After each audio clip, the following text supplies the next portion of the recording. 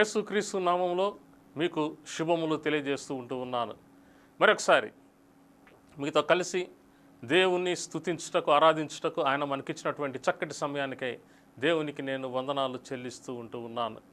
ప్రియమైనటువంటి సహోదరుడా, సహోదరి, పరిశుద్ధాత్మ దేవుడు ఈరోజు మనతోటి కొన్ని విషయాలు ఆయన మాట్లాడాలి, మనకు కొన్ని విషయాలు నేర్పించాలని ఇష్టపడుతూ ఉన్నాడు. యోహాను భక్తుడు రాసినటువంటి సువార్త 2వ అధ్యాయము 1 నుంచి 11వ వచనం వరకు మనము చూసినట్లయితే, కానా అనేటువంటి ఊరిలో ఒక వివాహము జరిగింది. ఆ వివాహమునకు యేసుక్రీస్తు ప్రభువారి తల్లి ఆ వివాహానికి పిలువబడ్డారు. ఆ వివాహములో జరిగినటువంటి పరిస్థితి ఏంటంటే, అప్పుడున్నటువంటి ప్రజల యొక్క సంప్రదాయ ప్రకారం వివాహంలో ద్రాక్షారసము అయిపోయింది. అయిపోయినప్పుడు యేసుక్రీస్తు ప్రభువారి తల్లి యేసుక్రీస్తు ప్రభువారి వద్దకు వచ్చి, అయ్యా, ద్రాక్షారసం అయిపోయింది, నీవు ఈ పరిస్థితిని చక్కదిద్దాలి అని చెప్పి యేసుక్రీస్తు ప్రభువారితో ఆ తల్లి మాట్లాడుతూ ఉంది. ఎప్పుడైతే యేసుక్రీస్తు ప్రభువారితో ఆ తల్లి ఈ మాటలు చెప్పిందో, యేసుక్రీస్తు ప్రభువారు అంటున్నారు, 4వ వచనం చూసినట్లయితే, యేసు ఆమెతో, అమ్మా, నాతో నీకేమి పని, నా సమయం ఇంకనూ రాలేదు అనేను. ఆయన తల్లి పరిచారకులను చూచి, ఆయన మీతో చెప్పునది చేయుడనెను. కాబట్టి యేసుక్రీస్తు ప్రభువారు తల్లితో అంటున్నాడు, నా సమయము ఇంకనూ రాలేదు. యేసుక్రీస్తు వారి తల్లి ఏం చెబుతుందంటే, అక్కడ ఉన్నటువంటి ప్రజలను చూచి, లేదా అక్కడ ఉన్నటువంటి పని వారిని చూచి, ఆయన చెప్పినది చేయుడి, ఆయన మీతో ఏం చెప్తాడో ఆ పని చేయండి అనేటువంటి మాటను ఆ తల్లి మాట్లాడుతూ ఉంది. అప్పుడు యేసుక్రీస్తు ప్రభువారు అక్కడ ఉన్నటువంటి ఆ రాతి బాణల్ని నీటితో నింపమని చెప్పాడు. ఎప్పుడైతే నీటితో ఆ రాతి బాణలు నింపబడ్డాయో, అక్కడ ఆ ద్రాక్షారసము మరి ఇస్తున్నటువంటి ఆ విందు వారికి యేసుక్రీస్తు ప్రభువారు చెప్పిన మాట ఏంటంటే, ఇప్పుడు మీరెళ్ళి ఆ ద్రాక్షారసమును, లేకపోతే ఏ ద్రాక్షారసం అయితే అయిపోయిందని వాళ్ళు అనుకున్నారో ఆ ద్రాక్షారసాన్ని వాళ్ళకి ఇవ్వండి అని చెప్తూ ఉన్నారు. అక్కడ ఉన్నటువంటి పరిచారకులు ఏమనుకుంటున్నారంటే, మనము బాణల్లో నీళ్లు కదా నింపింది, వీళ్ళేమో ద్రాక్షారసం అయిపోయిందని వాళ్ళు అనుకుంటూ ఉన్నారు, ఈయనేమో ఇప్పుడు మీరు వెళ్ళి పరిచర్య చేయండి అని చెప్తున్నాడు, మనం నీళ్లు తీసుకొని పోయి అక్కడ పోస్తే, ద్రాక్షారసం అని చెప్పి మనం నీళ్లు పోస్తే పరిస్థితి ఏముంటుంది అనేటువంటి ఒక ఆలోచనలో ఆలోచిస్తూ, యేసుక్రీస్తు ప్రభువారు చెప్పారు కాబట్టి వీరు ఆ బాణల్లో నుంచి నీళ్లు ముంచుకొని వెళ్ళి అక్కడ విందులో వాళ్ళు మరి పరిచర్య చేయడం మనం చూస్తూ ఉన్నాం. ఎవరైతే ఆ నీటిని త్రాగారో వారు అంటున్నారు, ఇది చాలా శ్రేష్టమైనటువంటిది, రుచి ఉన్నది, కాబట్టి ప్రతివాడు మొదట మంచి ద్రాక్షారసం పోసి జనులు మత్తుగా ఉన్నప్పుడు జబ్బు రసం పోయెను, నీవైతే ఇది వరకును మంచి ద్రాక్షారసం ఉంచుకొని ఉన్నావని అతనితో చెప్పాను. కాబట్టి ఈ ద్రాక్షారసము రుచి చూసినప్పుడు ప్రజలకు ఒక రకమైనటువంటి అయోమయ స్థితిలో వాళ్ళు ఉన్నారు. ఎందుకంటే మొదటిసారి పోసినప్పుడు రుచికరమైన ద్రాక్షరసం ఉంది, రెండవసారి కూడా మరి రుచికరమైనటువంటి ద్రాక్షరసము అక్కడ ఇవ్వబడింది. ఇక్కడ విషయం ఏంటంటే, రెండవసారి ఇచ్చినది ఆ ద్రాక్షరసము ఎక్కడి నుండి వచ్చినో ఆ నీళ్లు ముంచి తీసుకొని పోయిన పరిచారకులకే తెలిసినది, కానీ నీళ్లు ముంచి తీసుకొని పోయిన పరిచారకులకే తెలిసినది. ప్రియ సహోదరుడా, ప్రియ సహోదరి, ఇక్కడ క్రైస్తవ జీవితానికి కావలసినటువంటి ఒక విషయం, ఒక సూత్రం పరిశుద్ధాత్మ దేవుడు ఈరోజు మనకు నేర్పిస్తూ ఉన్నాడు. యేసుక్రీస్తు ప్రభువారు వారి యొక్క తల్లి, వారిద్దరి మధ్యలో జరిగినటువంటి సంభాషణ. తల్లి యేసయ్యతో చెప్తున్నటువంటి మాట ఏంటంటే, ఇక్కడ ఒక కొరత ఏర్పడింది, ఇక్కడ ఒక సమస్య ఏర్పడింది, ఇక్కడ ఒక అవసరత ఏర్పడింది. ఈ అవసరతను తీర్చగలిగినటువంటి వ్యక్తి నువ్వే. ఎందుకంటే యేసుక్రీస్తు ప్రభువారికి ఆయన తల్లికి ఉన్నటువంటి ఆ సహవాసము, ఆ సంబంధము ఇది చాలా గొప్పది. అందుకనే ఆ విందులో జరిగినటువంటి పరిస్థితిని తల్లి, నా కుమారుడైతే ఈ సమస్యను పరిష్కారం చేయగలడు అనేటువంటి ఒక విశ్వాసముతో యేసుక్రీస్తు ప్రభువారి యొద్దకు ఆ తల్లి వచ్చింది. తల్లి యొక్క విశ్వాసము. యేసుక్రీస్తు ప్రభువారి యొద్దకు వచ్చి యేసుక్రీస్తు ప్రభువారితో ఆ తల్లి అంటుంది, ఇక్కడ సమస్య ఉంది, ఈ సమస్యను నువ్వు పరిష్కరించాలి. యేసుక్రీస్తు ప్రభువారు అంటున్న మాట ఏంటంటే, నా సమయము ఇంకనూ రాలేదు. తల్లి విశ్వాసము. యేసుక్రీస్తు ప్రభువారు చెప్తున్న మాట ఏంటంటే, నా సమయం ఇంకా రాలేదు. ప్రియ సహోదరుడా, ప్రియ సహోదరి, ఈ రెండు మాటల మధ్యలో ఒక కార్యం జరిగింది, ఒక అద్భుతం జరిగింది, ఒక సూచక క్రియ అక్కడ జరిగింది. అదేంటంటే తల్లి విశ్వాసము. యేసుక్రీస్తు ప్రభువారు ఆయన సమయము కాకపోయినా ఆయన తన సమయాన్ని మించి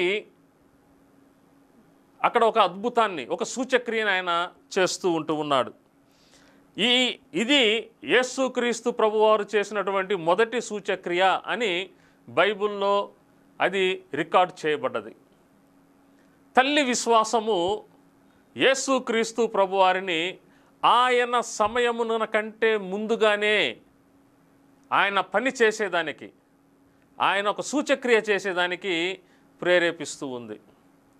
ఒక సహజమైనటువంటి నీరు, అది ఒక మానవాతీతమైనటువంటి ద్రాక్షరసంగా, natural water turned into super natural wine just because of the faith of the mother. Though it is not the time, though it is not the hour of the lord, still the faith of the mother makes lord to take a step forward. ఎంత గొప్ప విషయమో ఆలోచించండి. అది సమయము కాదు యేసయ్యకు, ఇంకా సమయం ఉంది, ఆయన సూచక్రియలు అద్భుతాలు చేసేదానికి ఇంకా సమయం ఉంది అని చెప్తూ ఉన్నాడు. కానీ తల్లి విశ్వాసం ఏం చేస్తుందంటే, యేసుక్రీస్తు ప్రభువారు ఆయన సమయాన్ని మించి ముందుకు వెళ్ళి పనిచేయడం మనం చూస్తూ ఉన్నాం. ఈరోజు ఒక సూత్రం మనం నేర్చుకుందాం. నీ విశ్వాసము, నా విశ్వాసము, మన విశ్వాసము దేవుడు మనం ఏదైతే అనుకుంటున్నామో మన టైం ప్రకారం చేస్తాడు అని, దానిని ముందుగానే చేసేటువంటి స్థితిలో దేవుడు ఉన్నాడు. టైం అనేది దేవునికి ఒక లిమిట్ కాదు, ఒక హద్దు కాదు. ఎందుకంటే he is the creator of time. దేవుడే సమయాన్ని సృష్టించినటువంటి వాడు. పగలు రాత్రిని సృష్టించింది దేవుడే. కాబట్టి దేవుడు ఆయన ఆది అంతము అయి ఉన్నటువంటి వాడు. ఆయనకి అంటే ముందు ఎవరు లేరు, ఆయన తర్వాత ఎవరు ఉండరు. ప్రియ సహోదరుడా, ప్రియ సహోదరి, ఈ సున్నితమైన విషయాన్ని మనం అర్థం చేసుకోవాలి. దేవుడు మన జీవితంలో పని చేయాలి అంటే మనకు కావలసినది విశ్వాసం. చాలాసార్లు మనం ఒక మనుష్య రీతిగా ఆలోచిస్తూ దేవుడు ఆయన సమయంలో, తగిన సమయంలో, ఆయన చిత్త ప్రకారము చేస్తాడు అనేటువంటి కొన్ని మాటలు మనం విని మనం ఏం చేస్తున్నామంటే దేవునికి కొన్ని హద్దులు మనము వేస్తూ ఉన్నాం. ఈ రోజున పరిశుద్ధాత్మ దేవుడు నిన్ను నన్ను ఆయన ప్రోత్సాహపరుస్తున్నాడు, ఆయన ఆదరణ మనకి ఇస్తూ ఉన్నాడు. ఆయన ఏం చెప్తున్నాడంటే, నా బిడ్డ, నా కుమారుడా, నా కుమార్తె, నీవు విశ్వాసముతో దేవుణ్ణి అడిగితే ఆయన తన సమయానికంటే ముందుగానే నీ కొరకు ఆయన కార్యం చేసేవాడిగా ఉంటూ ఉన్నాడు. హల్లెలూయా, దేవునికి మహిమ కలుగునుగాక.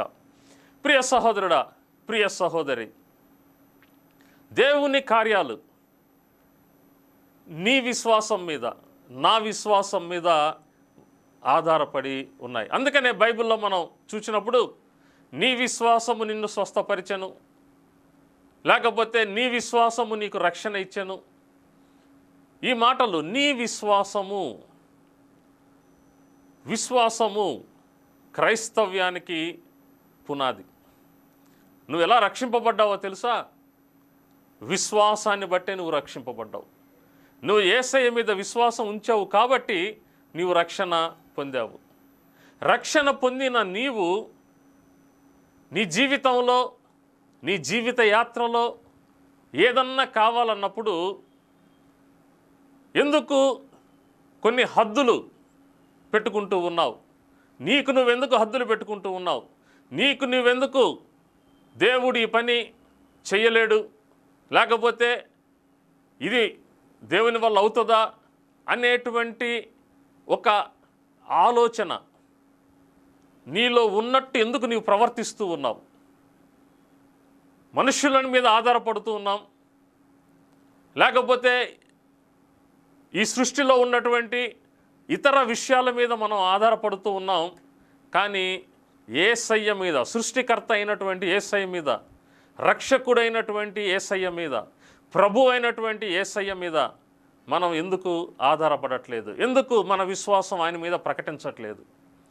ఇక్కడ తల్లి ఎప్పుడైతే విశ్వాసాన్ని ఆమె ప్రకటించిందో, యేసుక్రీస్తు ప్రభువారు సమయానికంటే ముందు, టైం కంటే ముందు, కాలానికంటే ముందు ఆయన పని చేయడం మనం చూస్తూ ఉన్నాం. రెండవది, సహజ సిద్ధమైనటువంటి దానిలో నుంచి మానవాతీతమైనటువంటిది, అద్భుతమైనటువంటిది దేవుడు తీసుకొని రావడం మనం చూస్తూ ఉన్నాం. నీళ్లు పోసిన వారికే తెలుసు ఆ ద్రాక్షారసం ఎక్కడి నుంచి వచ్చిందో. పోసింది నీళ్లు, వారు మరి రుచి చూసినప్పుడు అది శ్రేష్టమైన ద్రాక్షారసంగా వారు అనుభవించారు. కాబట్టి ఈరోజు ప్రియ సహోదరుడా, ప్రియ సహోదరి, నీ విశ్వాసము దేవుడు నీ పట్ల పని చేసే విధంగా చేస్తూ ఉంది. నీ విశ్వాసం ఎంతుంటే అంత దేవుని పని నీవు చూడగలవు. ఈ తల్లి అంటున్న మాట ఏంటంటే, ఆయన చెప్పినది మీరు చేయుడి, అంతే. ఇంకేం మాట్లాడలేదు ఆమె. యేసయ్య అంటున్నాడు నా సమయం ఇంకా రాలేదు అని. ఈ తల్లి అంటుంది పక్కన పరిచారకులను చూసి, ఆయన చెప్పినది మీరు చేయుడి అని చెప్పేసింది, అంతే.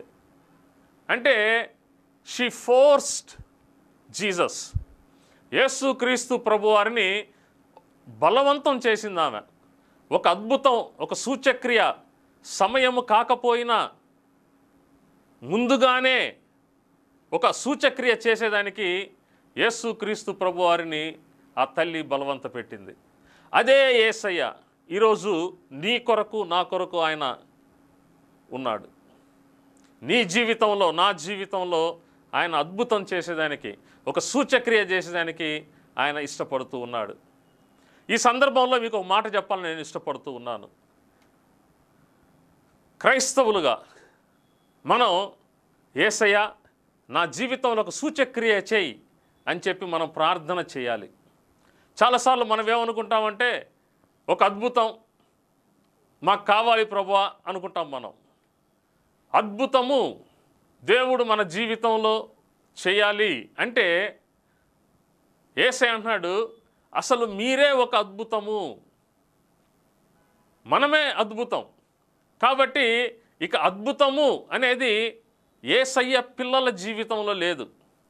యేసయ్య పిల్లల జీవితంలో ఏముంటుందంటే సూచక్రియతో మొదలవుతుంది. సూచక క్రియ. ఎప్పుడైతే సూచక్రియ నీ జీవితంలో నా జీవితంలో జరుగుతుందో ఆ సూచక్రియను బట్టి దేవుడు మహిమపరచబడుతూ ఉంటాడు, దేవునికి మహిమ కలుగుతుంది. ఇక్కడ మనం అదే చూస్తున్నాం. ఎప్పుడైతే ఈ మొదటి సూచక్రియ దేవుడు చేశాడో అందువలన ఆయన శిష్యులు ఆయన యందు విశ్వాసం ఉంచిరి. దేవుడు ఒక క్రైస్తవుని జీవితంలో ఒక సూచక్రియ చేసినప్పుడు అనేక మంది యేసు క్రీస్తు ప్రభువారి యందు విశ్వాసం ఉంచుతారు. కాబట్టి నీవు నేను మనం అడగాల్సింది ఏంటంటే, యేసయ్య నా కుటుంబంలో ఒక సూచక్రియ చేయి, యేసయ్య నా జీవితంలో ఒక సూచక్రియ చేయి, యేసయ్య మా సంఘంలో ఒక సూచక్రియ చేయి అనేటువంటి ఆ సూచక క్రియలను మనం అడగాలి, వాటిని మనం పొందుకోవాలి. ఈ సూచక్రియలో ఏం జరుగుతుందంటే సహజ సిద్ధమైన దానిలో నుంచి మానవాతీతమైనటువంటి సూపర్ న్యాచురల్ అద్భుతమైనటువంటి ఒక ప్రోడక్ట్, ఒక ఫలము మనము చూడగలుగుతూ ఉన్నాం. మరి యొక్క వ్యక్తి గురించి మనం చూద్దాం. ఈయన పేరు హానోకు. ఈ హానోకు దేవునితో ఆయన నడిచాడు. ఆదాము నుంచి 7వ వాడైనటువంటి హానోకు. ఆదికాండము 5వ అధ్యాయంలో హానోకు గురించి మనం చూడగలుగుతున్నాం. ఆదికాండం 5వ అధ్యాయము 21 నుంచి 24 వచనాలలో మనం చూడగలం. ఆ తరువాత హెబ్రీయులకు రాసిన పత్రిక 11వ అధ్యాయంలో ఈయన గురించినటువంటి ప్రస్తావన మనం చూడగలుగుతూ ఉన్నాం. 5వ వచనంలో చూసినప్పుడు, విశ్వాసమును బట్టి హానోకు మరణము చూడకుండానట్లు కొనిపోబడెను, అతడు కొనిపోబడక మునుపు దేవునికి ఇష్టుడై ఉండెనని సాక్ష్యము పొందెను, కాగా దేవుడు అతనిని కొనిపోయిన గనుక అతడు కనబడలేదు. కానా వివాహంలో తల్లి విశ్వాసాన్ని బట్టి యేసుక్రీస్తు ప్రభువారు తన సమయం రాక మునిపే ఒక కార్యాన్ని, ఒక సూచక క్రియను అక్కడ చేయడం మనం చూస్తూ ఉన్నాం. ఇక్కడ ఈ హానోకు జీవితంలో దేవుడు ఒక కార్యాన్ని చేస్తూ ఉన్నాడు. హానోకు దేవుని యందు విశ్వాసం ఉంచాడంట. అందుకని ఆయన దేవునికి ఇష్టుడై జీవించాడంట. ఎప్పుడైతే దేవునికి ఇష్టుడై జీవించాడో దేవుడు హానోకుని మరణము చూడకుండా కొనిపోయెను అనేటువంటి మాట మనం చూడగలుగుతున్నాం. ప్రియ సహోదరుడా, ప్రియ సహోదరి, ఇక్కడ హానోకు జీవితంలో మనం చూసినట్లయితే ఈయన 300 సంవత్సరాలు దేవునితో నడిచాడు. ఈయన జీవించిన కాలం 365 సంవత్సరాలు అనుకుందాం. ఈయన దేవునితో నడుస్తూ నడుస్తూ నడుస్తూ దేవునితో అనేక విషయాలు ఆయన మాట్లాడుతూ, హానోకు భక్తుడు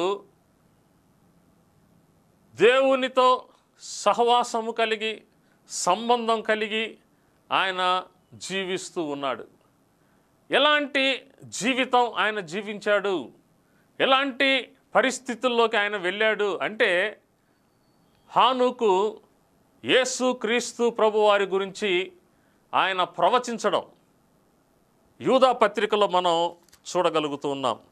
యూదా పత్రికలో మనం చూసినట్లయితే 14వ వచనంలో, ఆదాము మొదలుకొని 7వ వాడైన హానోకు కూడా వీరిని గూర్చి ప్రవచించి ఇట్లనెను, ఇదిగో అందరికీ తీర్పు తీర్చుటకును వారిలో భక్తిహీనులను భక్తిహీనముగా చేసిన వారి భక్తిహీన క్రియలను భక్తిహీనులై పాపులు తమకు విరోధముగా చెప్పిన కఠినమైన మాటలన్నిటిని గూర్చియు వారిని ఒప్పించుటకును ప్రభువు తన వేవేల పరిశుద్ధుల పరివారముతో వచ్చెను. హానోకు ప్రవచించినటువంటి మాట యేసు క్రీస్తు ప్రభువారి 2వ రాకడ. ప్రియ సహోదరుడా, ప్రియ సహోదరి, హానోకు ఆదాము నుంచి 7వ వాడు. ఆదాము నుంచి 7వ వాడైనటువంటి హానోకు ఆయనకున్నటువంటి ఒకే ఒక ఆధారం ఏంటంటే, దేవుడు ఆదాము అవ్వలు అంటే హానోకుకు తాత అవ్వ అయినటువంటి ఆదాము అవ్వలతో చెప్పినటువంటి ఒక మాట మాత్రమే. అదేంటంటే, సాతానుని స్త్రీ సంతానము చితక తొక్కును అనేటువంటి మాట కేవలము అప్పుడున్నటువంటి వాళ్ళకి ఆధారం అదొక్కటే. స్త్రీ సంతానము ఈ సాతాను తలను చితక తొక్కును. ప్రియ సహోదరుడా, ప్రియ సహోదరి, అప్పుడు ఉన్నటువంటి హానుకు ఆయన దేవుని యందు విశ్వాసము కలిగి దేవునితో ఆయన నడుస్తూ 300 సంవత్సరాలు ఉన్నాడు అంటే ఆయన ఏమి నమ్మాడు అని మనం చూస్తే యేసుక్రీస్తు ప్రభువారు పుట్టడం నమ్మాడు. యేసుక్రీస్తు ప్రభువారు ఈ భూలోకంలో ఆయన జీవించి మరణించి పాతిపెట్టబడి 3వ దినమున ప్రథమ ఫలముగా పునరుద్ధానుడవుతాడు అనేది ఆయన నమ్మాడు. అంత మాత్రమే కాదు, లోక పాపములను మోసుకొని పోయే దేవుని గొర్రెపిల్ల అయినటువంటి ఆ యేసయ్యను ఆయన విశ్వసించాడు. అంత మాత్రమే కాదు, నీ పాపము, నా పాపము, మన పాపము ఆదాము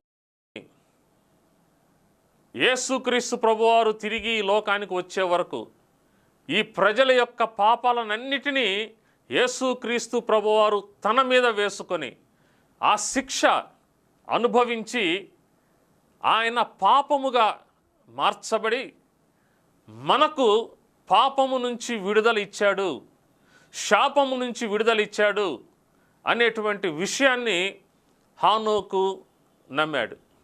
ఆయన విశ్వసించాడు. విశ్వసించడం మాత్రమే కాదు, ఆయన ప్రవచించాడు అనేటువంటి మాటను మనం చూడగలుగుతూ ఉన్నాం. వేవేల దూతలతో యేసుక్రీస్తు ప్రభువారు న్యాయాధిపతిగా ఆయన రానయ్యున్నాడు అనేటువంటి మాటను హానోకు నమ్మాడు.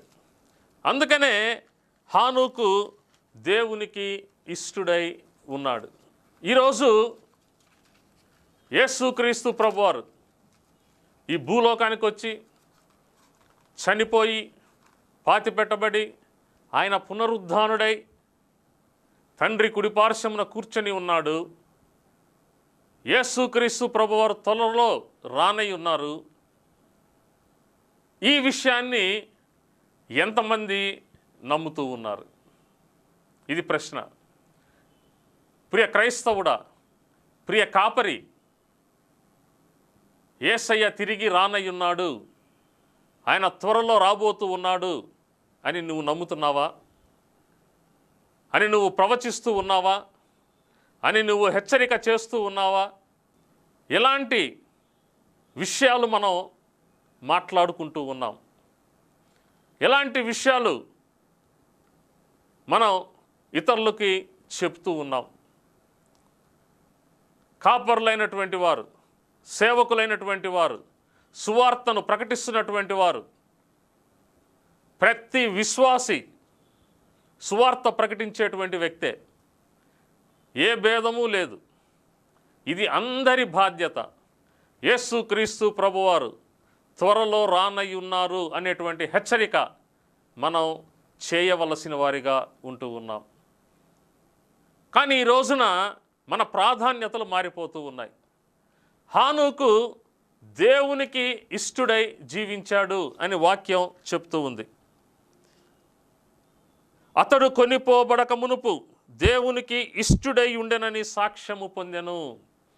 ఈ రోజున నీ గురించి, ఓ క్రైస్తవుడా, ఓ సేవకుడా, నీ గురించిన సాక్ష్యం ఏముంది? ఇది చాలా ఇంపార్టెంట్. మన గురించి మనం సాక్ష్యాలు చెప్పుకోవడం కాదు, లేకపోతే మన గురించి దేవుడు మాకు ఇది చేశాడు అది చేశాడని చెప్పుకోవడం కాదు. నీవు దేవునికి ఇష్టుడై ఉన్నావా?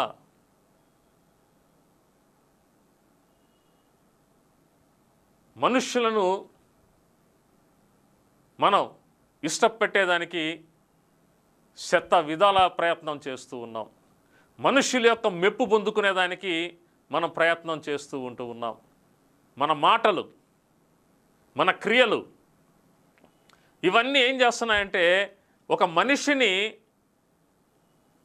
ఆకర్షించేదానికి, ఇష్టపెట్టేదానికి మనం పడుతున్నటువంటి ప్రయాస. ఇది చాలా బాధాకరమైనటువంటి విషయం. ఆలోచించండి, నీవు దేవునికి ఇష్టడుగా ఉన్నావా, లేక మనుష్యులకు నీవు ఇష్టడుగా ఉన్నావా? ఎవరికి నువ్వు ఇష్టడుగా ఉన్నావు?